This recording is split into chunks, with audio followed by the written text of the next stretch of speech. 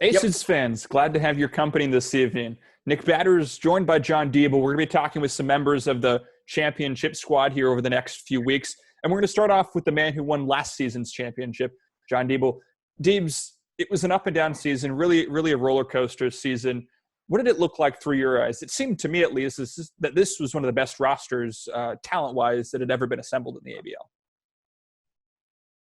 Yeah, look, we worked really hard in the off-season with Ralphie and also Huber, D. Sam, Werney, and myself. You know, we worked really hard. A lot of people think you just turn up and we have the imports, but this took us nearly 12 months, and there were weekly calls, there were weekly group sessions on WhatsApp. We strategically picked out the people that we wanted. And it wasn't just a situation where we just grabbed whoever we could, but it was strategically done. And I think that's where we have a good advantage, that, we have the ability with the contacts we have in America and in Asia that we can do that. So, we had a good roster. It was up and down in regards to, the COVID, but I think for the most part, it went way better than I thought it would go. And I think that, everybody needs to be applauded on being able to get through it. What was it like for you not being in the manager role, kind of on the side as an assistant coach? And what did you see from Alan D. San Miguel in his first year as manager? I think he did a very good job. I think his practices were way better than what mine were. They were well organised and, they ran properly. So that part was really good. His managing was good. And we got heavily involved too if we needed to. Yeah. But, it was quite a different feel for me because it was the first time I haven't been in charge for a long time, whether it be on the national team or the Aces or even coaching in the States. So, but look, I think it went well. Decent asked a lot of questions. Milo asked a lot of questions. We had lots of conversations. We had some heated ones. But, for the most part, it went well. But, for me, the real heroes, I thought Moylan did an outstanding job with our pitching staff. Yeah. The preparation was really good. Decent did a great job managing. But the other two unsung heroes for me were Damien Shanahan and Kelly Zeblin. The work that they put in that no one sees.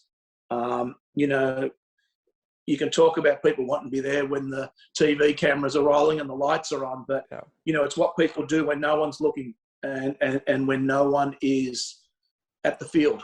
They're up in the batting cages doing, extra early work. So, players have got their different things that they need to do, and these guys were always up to be up there working with them. Kelly defensively on the infield, Shanna the outfield and the hitting. So they did it. They did a great job there, and they were sort of unsung heroes in the whole thing. So and Tim Ballard, I thought, did a great job in the bullpen. Yeah, really fitted into that role well, and we had Dean Marnell, who was there at most training sessions too. So Decent had a very good support staff behind him, which allowed him to do his job. Sure. There are a few players I want to get into with you. First, I'll go with your Dodgers guy, Cam Gibbons. Spent his first season on the team last year. And then this year, not only earned more innings, more playing time out of the bullpen, but he was also in more high leverage situations. What did you see from Cam? It looks like he's taken a big step forward on the mound. Peter Moylan did a great job with him, not only in his ability to work with him, but just giving him the confidence. We saw a different person confidence-wise. We saw a different person that took the mound, that believed in himself. He sent me a message the other day and said, "Thanks for believing in me." I said, you've believed in yourself. We've always believed, but you've started to believe in yourself. That's the key. And Pete did a great job with him in that regard. And the other guys, with Alice and that. But look, Cameron's come on. The Dodger people love him. Yeah. And, he's just got to keep taking the steps forward. And, given his age, he doesn't have a whole lot of time. But, I know with our organisation that he needs time, and they're going to give him that time. And, he's got a long way to go. But, gee, his numbers were ridiculous. His strikeout numbers, they were, not where Drew Anderson's were, but they weren't far off it. So, in that regard, I think fantastic step forward. Another guy I want to ask you about, Delmon Young, his third season with the team. And the power numbers weren't necessarily there at the start of the season, but he was consistently getting on base. What did you like from his approach to the plate this season? And how important is it to have a 10-year big leaguer like him that's going to be coming back year after year? Look, fantastic. One of my favourite people. I love listening to him talk. He gets involved with the younger players. He talks to, the young pro guys. He's always talking to Jared Dale and the guys that want to listen. And the one thing with Delmon, if you don't want to listen, he's not going to give you the time. So, but look, his numbers, offensive numbers, home run numbers were down. But I tell you what, he drove in some runs when we needed him. His ability to hit the ball to the conditions is ridiculous. His ability to turn it on when he needs to it's something to see, and if we've got a big lead, and it's late in the game, he's going through the motions, but when it's time to kick it in, and, he did it last year in the playoffs, he did it this year in the playoffs, and he's just great to have around. You can build a club around him because he gets the job done, and he doesn't like to slide though. And I said, well, you better keep hitting home runs. So, but look, he's great to have around, and the fact that he wants to pitch more now too is fantastic. And I like the idea of him being on the mound. So he's going to go and work out at Driveline or somewhere like that in the off season. So hopefully we'll have a two-way player next year. And he loves being in Melbourne. In fact, he's going to stay for a while. I know he wants to go to the basketball with the Aces guys, but he's great to have around, and he's such a great influence on the club. And he's not rah-rah. He just gets the job done, and just follow me. And I just think, I was saying to Brett Ralph the other day, it was amazing when we need a run. His ability to get a base hit to drive a run in is unbelievable. One of the things that stood out about this year's lineup compared to any other team that I've watched is that top to bottom, everyone was producing. There were never any holes in the lineup, it seemed, especially when you look at the bottom of the order, young guys like Chris Dale or Chris Burke and Jared Dale. How important is it to have everyone in the lineup contributing? And what did you like to see from Chris and Jared in their improvements to the plate this year? I think both of them really improved. I think Chris Burke's got a chance to really hit. Yeah. Jared in the finals, we call him Mr. February. He just keeps getting hits in the finals, which is great. And he had a good year. But again, we've got to remember they're both young. Yeah. I think they're going to be mainstays for this team for a long time.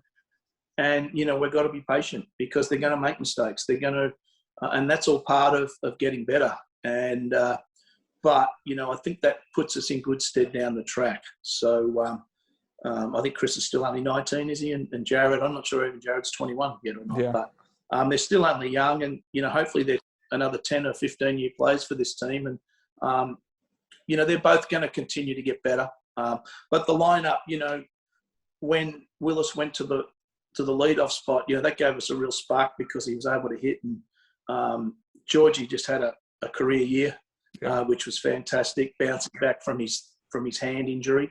And, that could have gone either way, but, he hasn't had any problems with it. So, the fact that such a year and Galen, I think he hit 10 home runs or 9 or 10 home runs in the end. But and then you got Delmon did what he did, and Tomska's he's the ultimate professional. Plays any position, doesn't complain, gets the job done. Great guy, great clubhouse guy.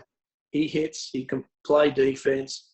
So that part of it was all really good. And I thought Romanski had a good year offensively. Yeah. When he was in the lineup, I thought Perkins had a career year too. I think he hit 270 maybe. Yeah.